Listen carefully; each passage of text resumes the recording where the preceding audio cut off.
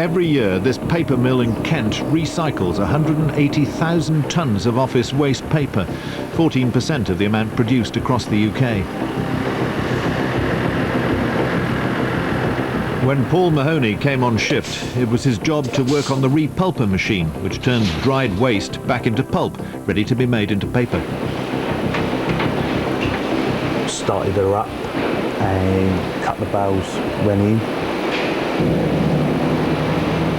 and within seconds had the scream of the motors going, so we knew we had a blockage. Oh, got a blockage on the screw. John radioed up to the control room to say, look, we've got a blockage and could they lock it off for us because it's remotely controlled. Got the all clear, started to dig out all the pulp.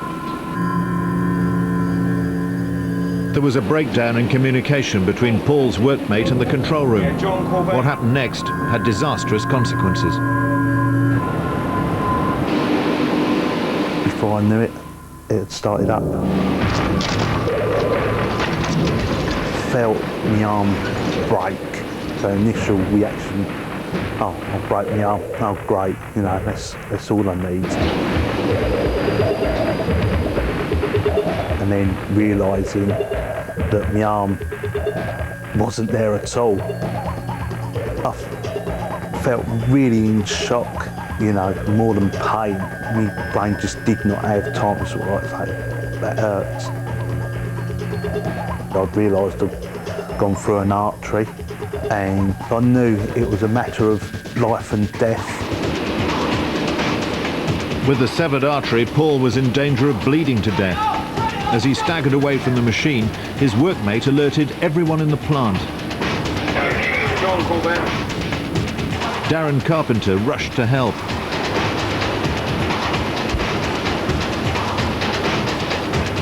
I just several weeks before completed my first aid at work refresher course.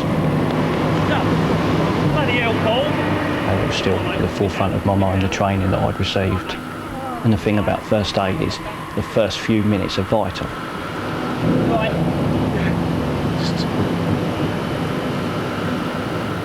It was like a lump of red meat, but deep red meat. I think there was I remember little bone splinters, possibly bits of fragments of white. I was shocked and wasn't quite sure what I was going to do, but that was for a very short space of time.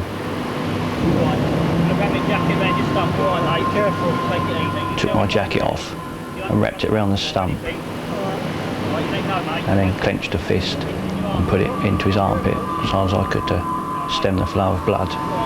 We're going to need an ambulance down here. I was very frightened of bleeding to death because it was sort of like desperate, bid to stop the bleeding. First to arrive were the security guards, who gave him gas and air to control the pain. Put it to your mouth, yeah? Take long, slow, deep breath. Ready? Within minutes, an ambulance crew had arrived.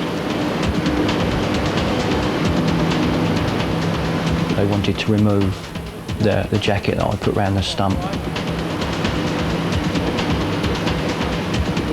Then they bound the stump up and asked if I needed a rest or anything, but I was quite happy to carry on. I felt I'd started, so I'd finish in that sort of frame of mind. So I just carried on supporting the stump and put my fist back into his armpit.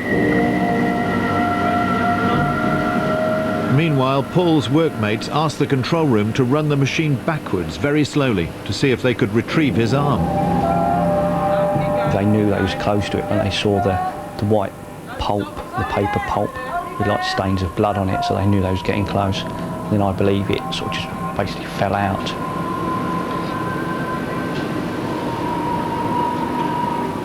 And the only real damage was, I think, some scratches and a couple of little cuts on Paul's hand.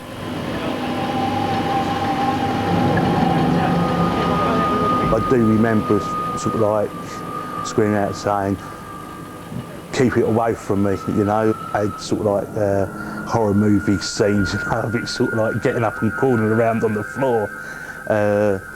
Because I think, in a strange way, even though it was me, I was so focused on what was happening just to myself. I didn't want anything to do with it. Requesting air ambulance and also police assistance as we need some ice to pack this arm in before we can save it. They knew they had to keep the arm cold. There was no ice at the factory, so the police rushed off to a supermarket to get some. Thank you very much. Cheers.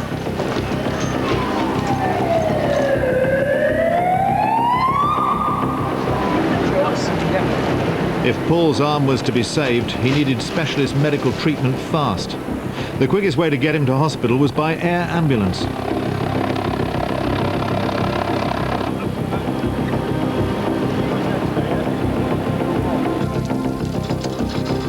The crew knew that this was no case for a local casualty department. Paul would need plastic surgery at a specialist hospital. That was 50 miles away at East Grinstead's Queen Victoria Hospital. Right, Paul, I'll see you later, mate. Take it easy. All right. When Paul was actually taken off and the air ambulance went away, that was when the emotion actually came. Up until then I'd been focused and calm and cold, if you like.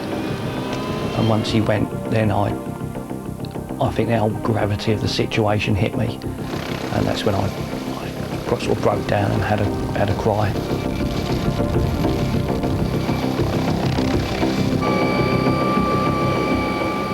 I came in two parts really, because obviously I was laying on my back and my arm was sort of like stuck in the corner of the helicopter somewhere, wrapped up in ice.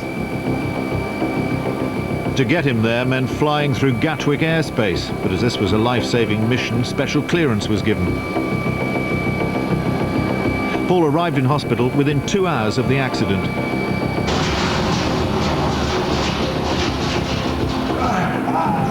After they'd taken x-rays, he was whisked into theatre. And as he was anaesthetised for surgery, his severed arm was prepared for the procedure. Time is of the essence, because as soon as the arm is severed, the muscles and the soft tissue will start to die. And unless you get blood into the severed arm within a period of 6 to 8 hours, then the muscle will suffer irreparable damage. With surgery of this type, it's important that we first stabilize the bones, and here the X-ray shows the bone having been stabilized with a couple of plates and a number of screws. We then went on to rejoin up the blood vessels to get the blood flowing into the muscle. Then we join up the nerves, the muscles, and putting skin graft on the rest of the arm. This was complex and intricate surgery, and it took more than 16 hours to replant Paul's arm. From the Saturday and adjusting to life with a stump, and then on the Monday, sort of like 48 hours later, realising that I got my arm back. You know, it's sort of like, well, it don't happen every day. Now, I mean, I can move my hand quite a bit. I've got quite good wrist movement, and my elbow is pretty good. I don't think it'll ever be the same, but hopefully, you know, I can give people inspiration, sort of like, you know, you can do anything, you know, it doesn't matter how bad you are if you've got the determination. The possibility of saving Paul's arm hadn't occurred to me at first. It was his life was more important. He could easily have bled to death from the severed artery and veins. It was good that his friend compressed the bleeding vessels to stop further bleeding. I think Darren was a pretty amazing guy that day. I really do. Having to save a work colleague, I think that took a lot of guts. Next week on 999, the cyclist inches from death after impaling himself on railings. And an 80-mile-an-hour crash on the bobsleigh run.